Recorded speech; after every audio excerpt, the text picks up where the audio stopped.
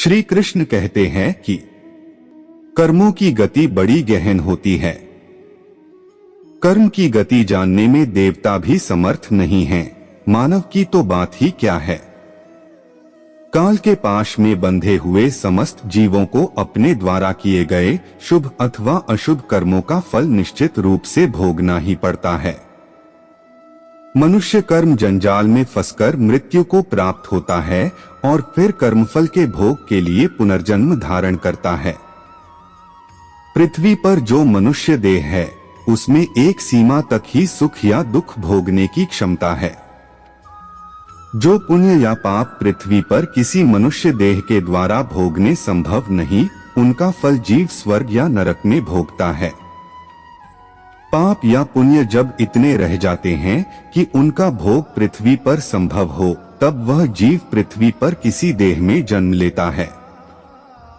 धर्मराज यमराज सभी प्राणियों को उनके पाप और पुण्य का फल प्रदान करते हैं, लेकिन जब उनसे कोई गलती हो जाए तो क्या उन्हें माफ किया जा सकता है? नहीं, कभी नहीं। एक गलत कर्म से धर्मराज को भी दासी पुत्र के रूप में जन्म लेना पड़ा। इसीलिए गोस्वामी तुलसीदास जी ने कहा है, कर्म प्रधान विश्व करी राखा, जो जस करे तो तस फल चाखा। जो हम बोते हैं वही हमें कई गुना होकर वापस मिलता है। प्रकृति की इस व्यवस्था से सुख बांटने पर वह हमें कई गुना होकर वापस मिलता है और दूसरों को दुख देने पर वह भी कई गुना होकर हमारे पास वापस आता है। जैसे बिना मांगे दुख मिलता है, वैसे ही बिना प्रयत्न के सुख भी मिलता है। श्री कृष्णा भगवान कहते हैं कि कर्म करने का फल इस जन्म में ही नहीं बल्कि आने वाले जन्मों में भी मिलता है। वे कहते हैं कि हमें कर्म करते समय फल की चिंता नहीं करनी चाहिए, बल्कि सिर्फ कर्म करने में ही समर्थ होना चाहिए। फल की चिंता करने से हमारे कर्म करने की निष्क्रियता हो जाती है और यह हमें आगे नहीं बढ़ने देती। इसलिए कर्म करते समय समर्थ होने के लिए और समर्पित रहने के लिए जीना चाहिए। कर्मों का फल कब और कैसे भोगना पड़ता है? श्री कृष्ण कहते हैं कि हमारे कर्मों का फल हमें जरूर भोगना पड़ता है, चाहे वो अच्छे हो या बुरे हो। वे समझाते हैं कि कर्मों के जो बीजें हम बोते हैं उनके अनुसार ही हमें फल मिलता है। यदि हम अच्छे कर्म करेंगे तो हमें अच्छे फल मिलेंगे, लेकिन यदि हम बुरे कर्म करेंगे तो हमें उसका फल भी भुगतना पड़ेगा।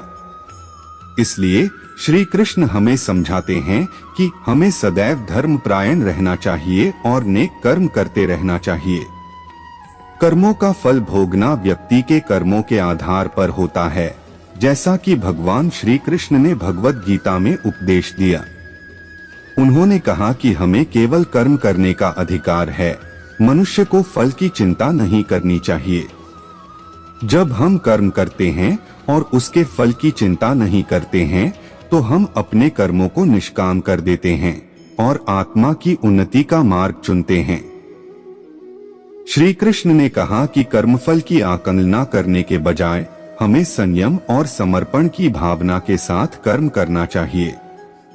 इस प्रकार कर्मों का फल भोगना हमें शांति और संतोष का अनुभव कराता है। कर्मों का फल हमें विभिन्न रूपों में भोगना पड़ता है, जैसे कि सुख या दुख के रूप में। श्री कृष्ण भगवद गीता में कहते हैं कि हमें कर्म करते रहना चाहिए, परंतु उसके फल को ईश्वर को समर्पित कर देना चाहिए। इससे हम आत्मविश्वास और निष्काम कर्म के माध्यम से उन्नति कर सकते हैं। श्री कृष्ण का संदेश है कि हमें अपने कर्मों को ईश्वर को समर्पित करना चाहिए और फल की चिंता छोड़ देनी चाहिए। जब हम निष्काम भाव से कर्म करते हैं तो हमारा मन शांत और स्थिर रहता है। कर्मों का फल कब और कैसे भोगना पड़ता है, इस विषय पर श्री कृष्ण के विचार काफी महत्वपूर्ण हैं।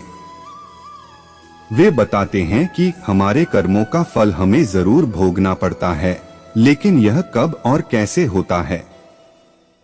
यह हमारी अंतर्निहित भावनाओं और कर्मों पर निर्भर करता है। अगर हम नेक कर्म करेंगे और सच्चाई और न्याय के मार्ग पर चलेंगे तो हमें अच्छे कर्मों का फल मिलेगा। यदि हम बुरे कर्म करेंगे और गलती करेंगे तो हमें उसका फल भोगना पड़ेगा। इसलिए श्री कृष्ण हमें समझाते हैं कि हमें सत्य और धर्म के मार्ग पर चलना चाहिए ताकि हमें शुभ और समृद्धि प्राप्त हो। माना जाता है कि भगवान श्री कृष्ण ने भगवद गीता में कर्मों के महत्व को बहुत ही महत्वपूर्ण रूप से बताया है। कर्मों का फल भोगने का समय और तरीका किसी भी कर्मात्मक दृष्टि के अनुसार होता है। यदि हम किसी कार्य को निष्काम भाव से करते हैं तो कर्म का फल हमें उसी रूप में नहीं मिलता है जैसा हम उम्मीद करते हैं। इसी तरह यदि हम किसी कार्य को सही तरीके से नहीं करते हैं तो फल भी उसी तरह का होता है। श्री कृष्ण ने कहा है कि हमें कर्म के फल के लिए अत्यंत आसक्त नहीं होना चाहिए, बल्कि हमें कर्म को निष्काम भाव से करना चाहिए। इस प्रकार कर्मों का फल कब और कैसे भोगना पड़ता है, यह आध्यात्मिक ज्ञान के साथ ही हमारी आत्मसमर्पण और संयम पर भी निर्भर करता है। श्री कृष्ण कहते हैं कि कर्म करने के बाद उसका फल हमें अवश्य ही मिलता है, परंतु कब और कैसे यह फल मिलेगा, यह हमारी क्रियाओं और भावनाओं पर निर्भर करता है।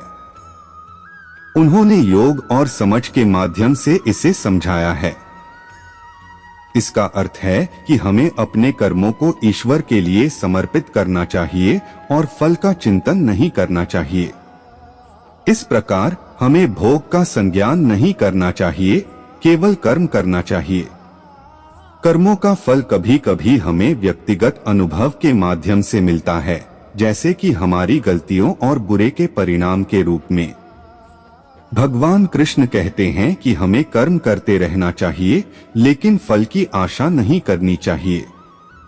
कर्मफल की चिंता से मुक्त होकर हमें केवल कर्म करना चाहिए और इस प्रकार हम आत्मसमर्पण में लीन होते हैं। यदि हम कर्म करते हैं और उसके फल की आशा नहीं करते हैं तो हमें जीवन के अनुभवों से सीखने और अगले कर्मों में सुधार करने का अवसर मिलता है। इस प्रकार कर्मों का फल हमें यहाँ वहाँ नहीं, बल्कि जीवन के साथ साथ हमारे आध्यात्मिक विकास में भी सहायक होता है। कर्मों का फल भोगने के बारे में श्री कृष्ण के विचारों को समझने के लिए आप उनके द्वारा उपदेशित गीता को पढ़ सकते हैं। भगवद गीता में श्री कृष्ण ने कहा है कि हमें कर्म करना चाहिए, लेकिन फल की आसक्ति नहीं होनी चाहिए। वह कहते हैं कि हमें कर्म करते समय निष्काम भाव से कर्म करना चाहिए। फल का भोग हमें स्वयं को बंधन में डाल सकता है, जबकि निष्काम कर्म हमें मुक्ति की ओर ले जाता है। कृष्ण भगवान के विचारों में कर्मों का फल कब और कैसे भोगना पड़ता है, यह एक गहरा तत्व है। उन्होंने जीवन में कर्म का महत्व बताया और बताया कि हर कर्म का फल उसके कर्ता को भोगना ही पड़ता है, चाहे वह अच्छा हो या बुरा। भगवान कहते हैं कि जीवन में सब कुछ कर्म पर आधारित है और जीवन के प्रत्येक क्षण में हम कर्म कर रहे होते हैं। यही कारण है कि हमें नेत्र का फर्ज है कि हम उन कर्मों को देखें और उनके फल को स्वीकार करें जिन्हें हमने किया है। इस प्रकार भगवान के विचार हमें यह सिखाते हैं कि हमें कर्मों को सही तरीके से करना चाहिए और उनके फल को स्वीकार करना चाहिए, चाहे वह हमें पसंद हो या न हो। कर्मों का फल कब और कैसे भोगना पड़ता है, इसके बारे में भगवान श्री कृष्ण के विचार हैं। श्रीमद् भगवद गीता में भगवान कृष्ण ने कर्म योग की महत्वपूर्ण बातें बताई हैं, जिसमें उन्होंने कहा कि हमें केवल कर्म करना चाहिए और उसके फल की चिंता नहीं करनी चाहिए। उन्होंने यह भी बताया कि कर्म करने का मतलब यह नहीं है कि हमें निष्काम कर्म करना चाहिए, बल्कि कर्म के साथ साथ भगवान की भक्ति और सेवा में भी लगन चाहिए। भगवान कृष्ण ने यह भी समझाया है कि हमें कर्म के फल को स्वीकार करना चाहिए, चाहे वह हमारी इच्छा के अनुसार हो या न हो। कृष्ण भगवान के सुविचारों में कर्मों के फल का महत्व अत्यंत उच्च है। कर्मों का फल कभी कभी तुरंत मिलता है और कभी कभी देर से। वे कहते हैं कि जब तक कर्म किया जाता है उसके फलों का इंतजार करना पड़ता है और फल मिलने का समय भगवान की मर्जी पर होता है। समय और परिस्थितियों के अनुसार कर्मों के फल भोगने का तरीका भी बदल सकता है। इसलिए हमें निस्वार्थ भाव से कर्म करना चाहिए और उसके फल का इंतजार करना चाहिए भगवान की इच्छा के अनुसार। कर्मों का फल कब और कैसे भोगना पड़ता है, इसे श्री कृष्ण ने भगवत गीता में बहुत सुंदरता से समझाया है। कर्म और उसके फल का संबंध उसी के साथ होता है जो कर्म करता है। किसी भी कर्म का फल उसके कर्ता को भोगना पड़ता है, चाहे वह फल प्रत्यक्ष हो या निर्देशन हो। श्री कृष्ण कहते हैं कि हमें कर्म करने में लगे रहना चाहिए और फल की चिंता नहीं करनी चाहिए। अगर हम कर्म को ईश्वर के लिए समर्पित करें और उसे निष्काम भाव से करें तो हमें फल का अधिकार नहीं होता। यही श्रेष्ठ विचार है जो हमें भविष्य में सुखी और शांतिपूर्ण बनाता है। कर्मों का फल कब और कैसे भोगना पड़ता है, इस पर भगवान श्री कृष्ण ने गीता में बहुत कुछ बताया है। उनके अनुसार हमारे कर्मों का फल हमें इस जीवन में ही भोगना पड़ता है और यह फल हमारे कर्मों के अनुसार होता है। अगर हम अच्छे कर्म करेंगे तो हमें अच्छा फल मिलेगा और अगर हम बुरे कर्म करेंगे तो उसका फल भी हमें भोगना पड़ेगा।